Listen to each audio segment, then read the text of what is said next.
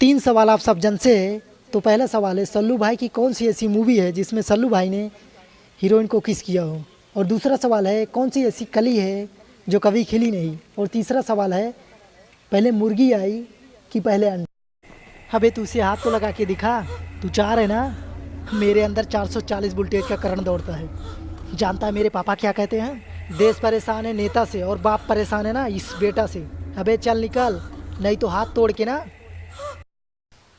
ओ hello, hello madam, आप जा रहे हो क्या? प्लीज़ यार मेरी बात सुनो यार।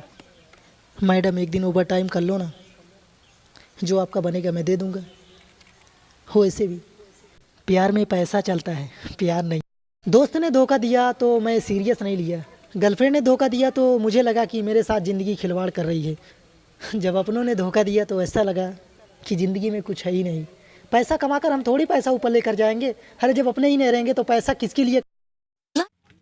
ए जरा ही बैठा, सही से नहीं गोली मार देंगे। मार दबाओ साहब गोली, तू आज मार दो गोली। लेकिन आओ तो और जन बिगा हुआ बैठे वो के बैठा है, हम जाते घर है।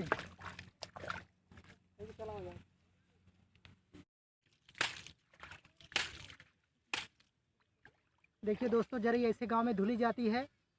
ठीक है, आपको फिर दिखा देता हूँ। ये देखिए ऐसे धुली जाती है। और देखिए